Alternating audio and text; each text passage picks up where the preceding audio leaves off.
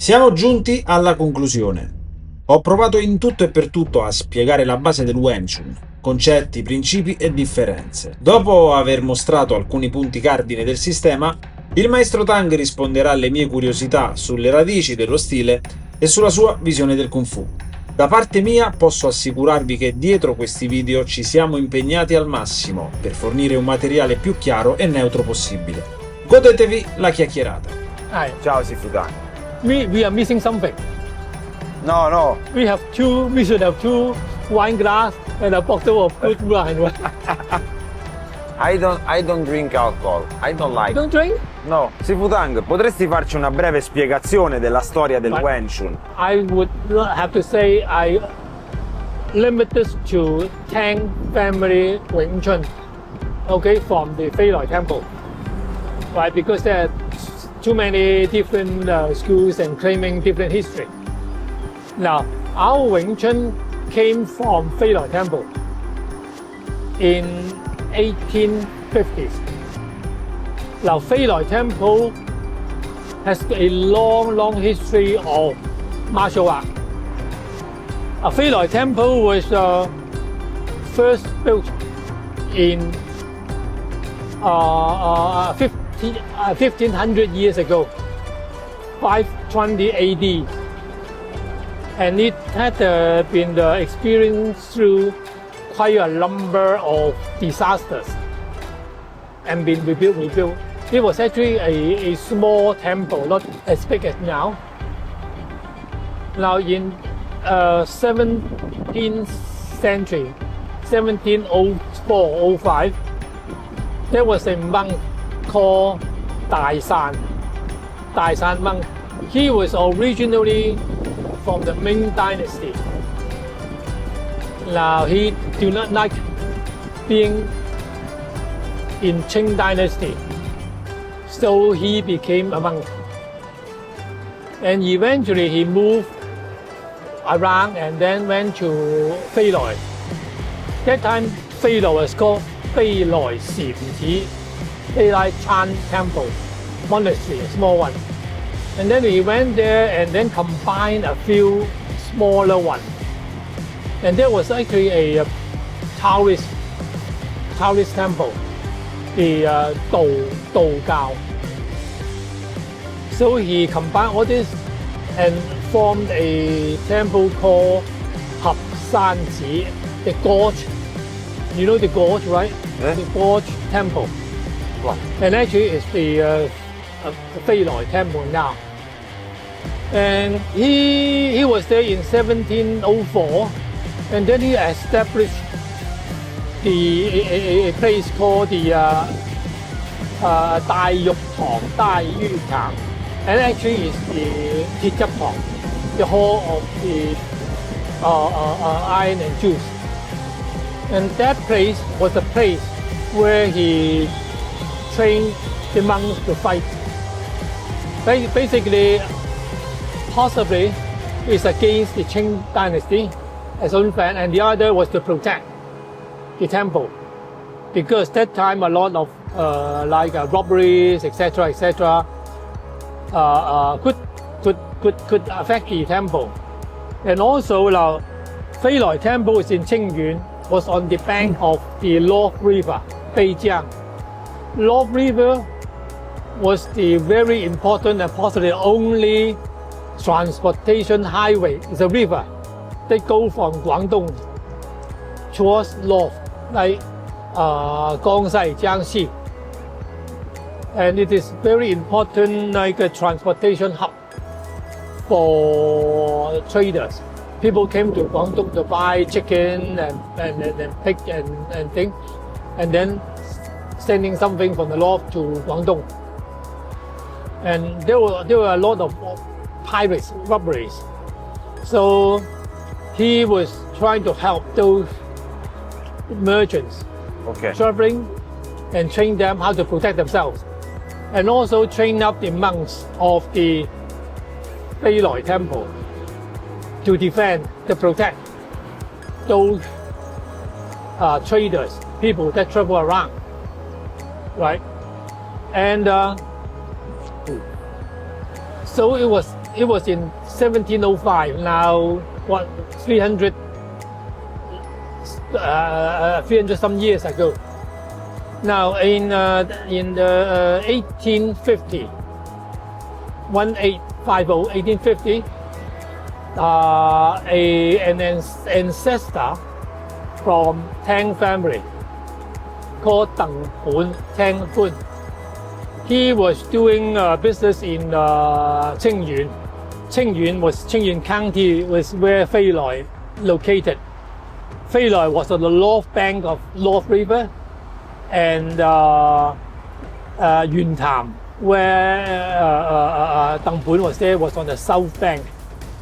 So Tang Yik heard that there was a monk, Jixin, very good martial art and teaching people. So he went up there, across the river, of course, to learn from him.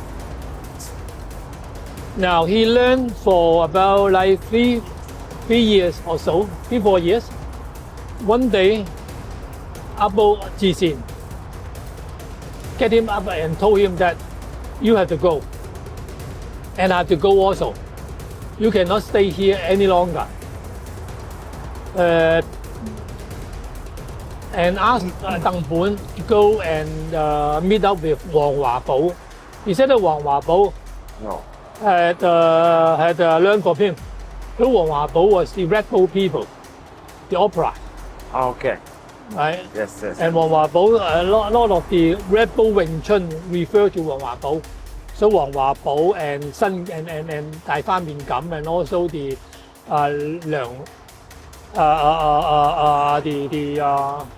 Liang Yitai, the Red Bull people who use the ore. So Tang Yik have to go and went back to the home village, which is in Fasan, Nanhai. Now, after I went back to Fasan and connected with Feiloi Temple, there was a history that history was actually recorded. It's like a formal history. That Feiloi Temple was burned down in 1853, 1854, because the revolution, the Tian Di Hui revolution, traveled through the North River up, and also there were revolutionaries in the Qingyun. The Qing Dynasty army was stationed at the Feiloi Temple, and like stop those people going up, because once they go past through the Feiloi Gorge, it's difficult to stop them. So they stay there and attack this revolutionary people, and obviously Feiloi Temple was burned down, destroyed. Okay. Now Tang Yik went back to the Tang village called Wang Kai, Hengxi village, and he taught his son Tang Zhao, or called Tang Zhao Ji, the Wing Chun拳喺度詠春拳，要街攞嘅11手。The dummy form 6.5棍 and the pole dummy. Right, so it's basically 4 styles: the 詠春拳, the pole dummy, the 6.5, and the dummy itself. And later, Tang Zhao Ji taught this art to Tang Xun, which they belong to the same village. And Tang Xun got all this techniques from him. But Tang Xun loved martial art, and he went to Fasan. He met up with some of the Tang family people and others, and said Yang Tim. Yang Tim is like a temple guideman, and he learned the Shang Gong from Yang Tim, and also he learned the Guan Gong from another Tang family people. Guan Gong was a simplified 6.5棍, So he learned all this too. And later, he met up with Feng Xiuqing. And Feng Xiuqing was teaching then. And Feng Xiuqing actually taught the dummy form from the Red Bull. And also Feng Xiuqing used the Shanggong as well as the dummy form and created the Zhongqun. So Deng Xun learned all these things. And obviously he taught his son Tang Yik. And that's how the today's Wing Chun Kun was established. Wing Chun Kun, Shanggong, Zhongqun, the 3 hand forms, the 6.5, the Guangong, the 2 pole forms, the Tang family or the Fei Loi Temple dummy, and the Red Bull dummy, 2 dummy forms, and the pole dummy. Sifu, tu hai il cognome Tang, hai un'eredità pesante, sei lo stranipote e il nipote di Tang Yik. Quando hai iniziato a praticare il Wing Chun? Now, Tang Yik came to Hong Kong in early 1950 or late 1940s after the war, the Japanese invasion. So he came to Hong Kong alone himself. Tang Yik was uncle of my father, not the direct uncle, but then branch off. They came from with the same ancestor a few generations up. And my father also similar alone in Hong Kong, except some sisters here. So Tang Yik and my father was actually like brothers. My father, although Tang Yik was his uncle, but then my father was actually older than Tang Yik by a few years. So the two old village people in Hong Kong, they were very close together, like brothers. Okay, now I only started learning when I was 17. I was born on 1951. And I started in 1968. Possibly my father do not want me to learn martial art too early. He really want my character to be stable first, right? So I started to learn in 1968, December. And Tang Yik came to my home to teach.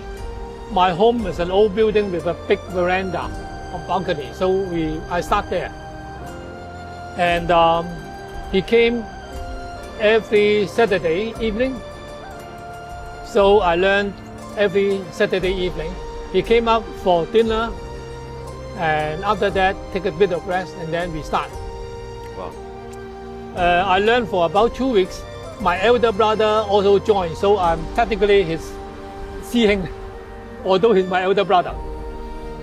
And later, some of the senior students came, like Kong Zak Chang, Zheng Wengbin, Pak Dui Sing. Those also came and joined into my home, where it is called #1 playing field road in Mongkok. And a year later, in the next year, 1969, we built our own dummy, wooden dummy. And the dummy now is with me. It's 50 years old already, 50-some years old already, the dummy. Tutti sappiamo che Hong Kong è famosa per il Wing Chun, grazie a Bruce Lee e grazie a Grandmaster Ip Man. Qual è la differenza o quali sono le differenze tra il Wing Chun e il Wing Chun? I have not practiced Wing Chun, the Yip Man style or whatever from Liang Zhan, but then I know quite a bit of Wing Chun because Tang Yik was a friend with Yip Man, and also he knew Wing Chun pretty good from Busan. Tang Yik actually helped his father to teach at the age of 15 years old. Right, so he had all this connections with the martial artist. Now that time, what he said was, in Fasan, people practicing Wing Chun and Wing Chun, they consider both brothers. Ok. And anyone doing Bong, Tan, Fuk, and also center punches, they consider to be similar and brothers. And also when he came to Hong Kong, he met up with Yiban. So the connection is quite similar. The difference to me is that now Wing Chun is very much like strict rectilinear, right? And they have Kim Yang Ma. They sort of lean back a little bit, and then they do the Bong Shou like this, and sometimes they Bong Shou like this, Tan Shou and Pak Shou, right? But then we adopt very much like a spiraling. We will not do a strict one. We always, when the punch, we do a spiraling. And when we do the Bong Shou, it's spiral out and forward. And also our Ma is not, we are not squeezing our neck. We have our Ma is called Ke Long Bo, like riding a dragon. Ok. It's more open. Very much like Wu Shao Tai Chi. Although our footwork are much narrower than the Tai Chi. Right? And our body is slightly forward. Because we took a principle that our leg, our rear leg body is kind of like a slight curve. Ok. And we believe that would mean more stable structure. And that also is the main difference. We have only the Wing Chun Kuen. We did, unlike Wing Chun, which has the 小念頭、沉橋、標誌. But what I believe is that Wing Chun is like an improved version for old time, because in the old time, people learning martial art were those farmers and those people like working like manual workers.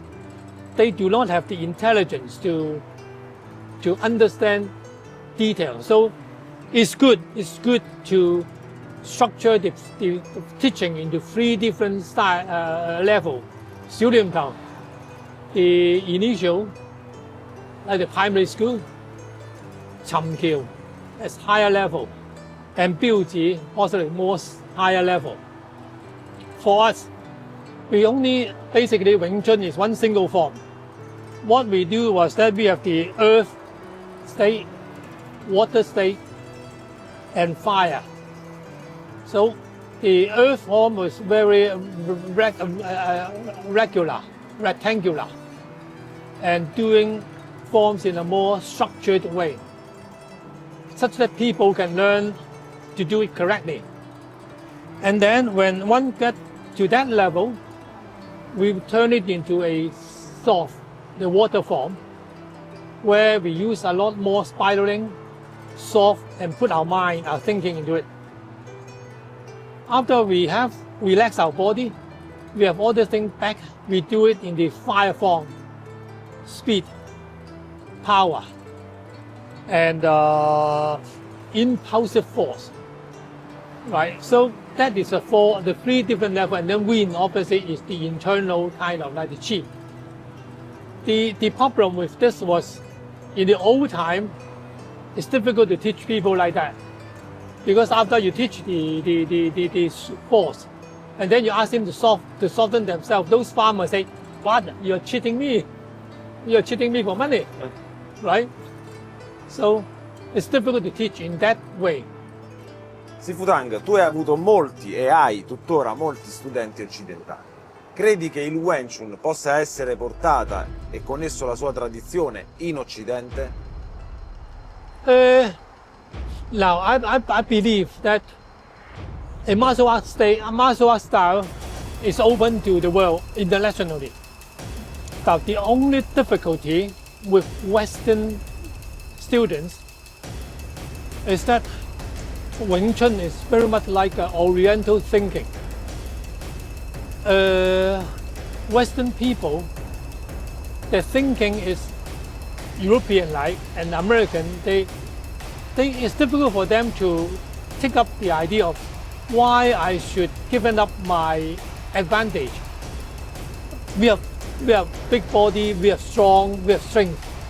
Why we have to give up strength and do it soft, right? And also the Oriental thinking of martial art is a little bit different. I think the difference now, I don't know whether I'm true or whether I could understand correctly, is Bruce Lee, his Jeet Kune Do is very famous. But then after Bruce Lee, any good guy doing Jeet Kune Do, I don't see anyone really doing good Jeet Kune Do. Because it's the Oriental thinking. You do not rely on the strength.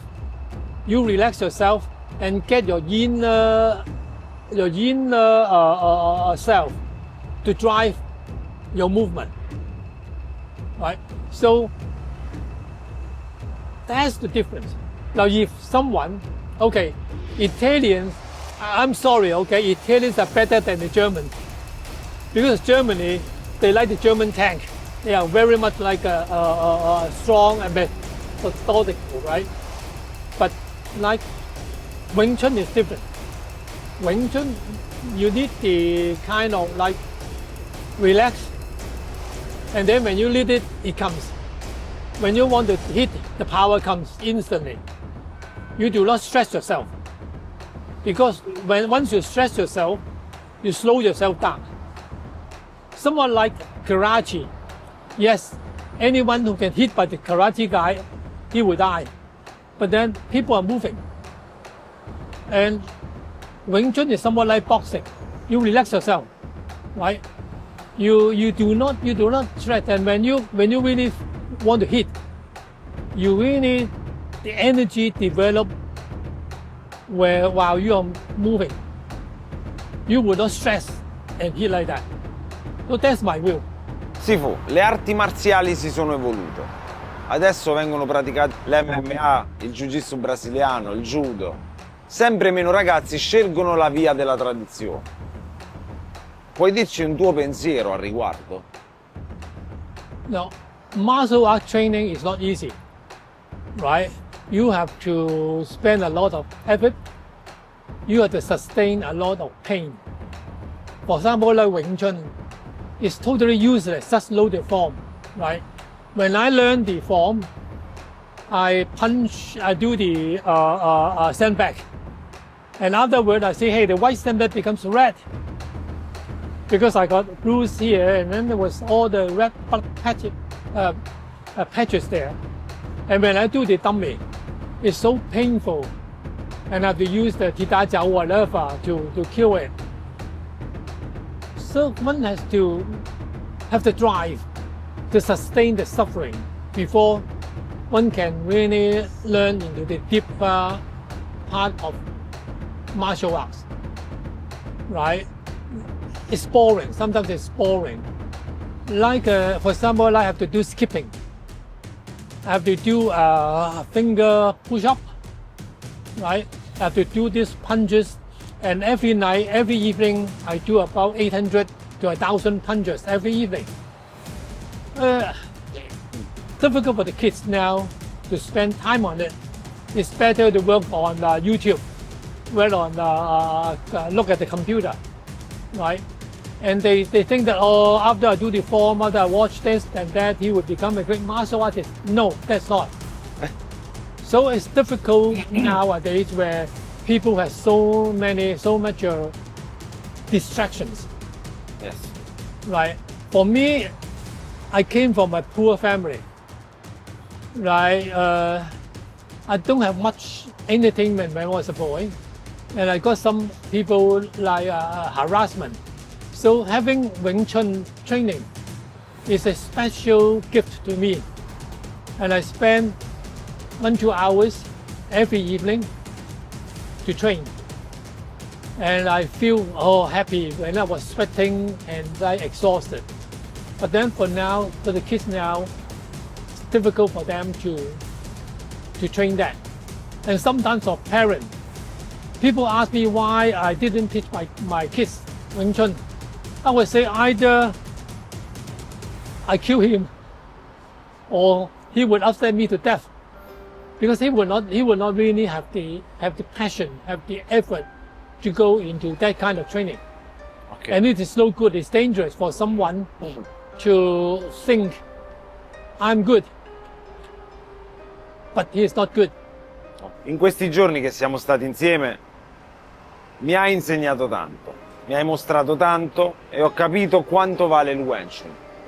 Sifu, perché non hai mai pensato di aprire una scuola e di insegnare al grande pubblico? Now, possibly it was from the tradition I got from Tang Yik. Tang Yik never opened a school himself, right? Because after all this tragedy he had with his family, he wanted to keep Wing Chun to a small group, to those which he trusts, right? And so when I learned, it was in my home. I wasn't learning in the school. So my whole training was a kind of like one-to-one or one to just a few guys. I don't really know how to operate a school. And also my profession was a consulting engineer. Okay, pretty successful. And I had a very busy time. So when I teach, it's really my promise to Tang Yik.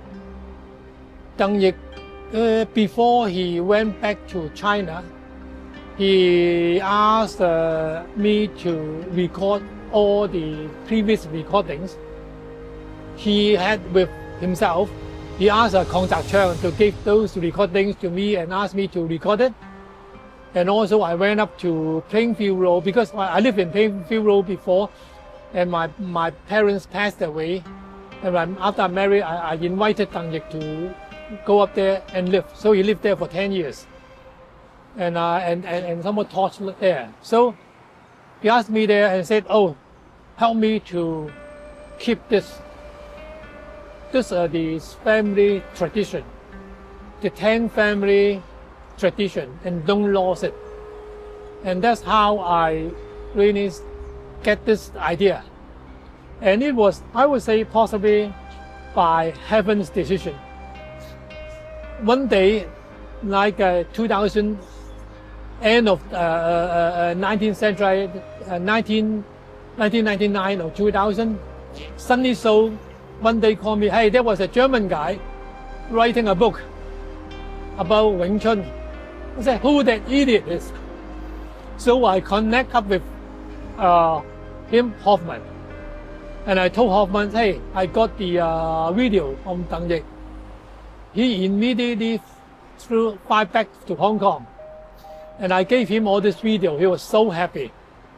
And about a year or two later, I went to Europe. And I went up to ask him whether he want a seminar. He said, yes, good. So I went up there to the seminar in Bamberg. And that started my kind of like teaching. I was still working as a consultant, pretty heavy workload. So I only rely on kind of like, if people interest come, I will teach him or teach her. But not to open a school, which could create a lot of trouble for me. And I'm sorry to say, still in those days, a lot of schools have to rely on someone who can fight, because people will come and challenge you. And it's no good. It's not good for me. Being a consulting engineer, and it's better just to keep myself quiet and hope that anything taught by Tang Yik to me, I could keep it continuously flowing. And in 2013, 2013, I started those Facebook group and trying to put history in a kind of that documentation in Facebook, and that's how I've been continued for the past like 20 some years, starting from Bamberg. Sifu, il tuo legame con il maestro Tang Yik è stata una parte fondamentale della tua vita. È stata una parte fondamentale per la tua crescita come artista marziale e come uomo. Qual è il tuo ultimo ricordo con il Gran Maestro? Okay, my last memory was actually documented.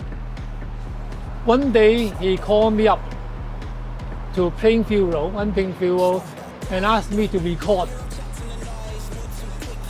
for him. So he did the Xiang Gong, he did the dummy, as well as the looking board.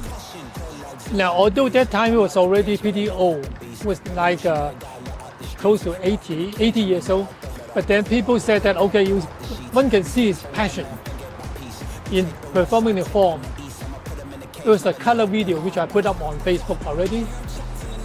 That he actually has the passion of, okay, I want to keep the tradition down, the memory.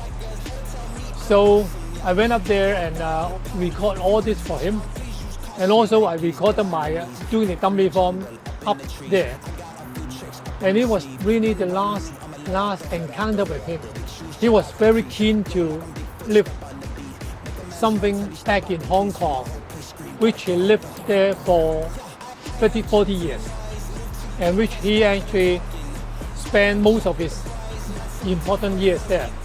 Now, I did not went up to Tang Village with him because at that time my work was very heavy, very stressed, and a lot of problem. I was doing the Pacific Place. You know the Pacific Place, right? Yes. I was basically the one that take up all this responsibility on the MEP, mechanical electrical design, and construction responsibility. So and after that he moved up to the Tang Village to reunite with his son, because he find his son back after 30 years. He lost his son after his wife was slaughtered, and he finally got his son back after China, Deng Xiaoping opened up China, and then some of his villagers went there and actually locate back his son. So he was so happy because now all his sufferings, he actually find a good ending. He got his son back, his grandchildren, and actually his granddaughter went to Hong Kong to live with him for a few years. Wow.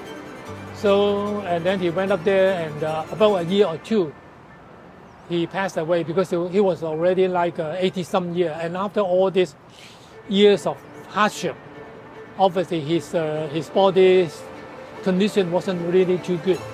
But then he went up there and taught Deng Guolam, his real last student in Hengxi village. Grazie mille per il tempo che ci hai dedicato, per gli insegnamenti, per il materiale e per la massima disponibilità. Spero di venire qui al più presto per allenarmi con te di nuovo. Grazie. Ok, grazie. 谢谢.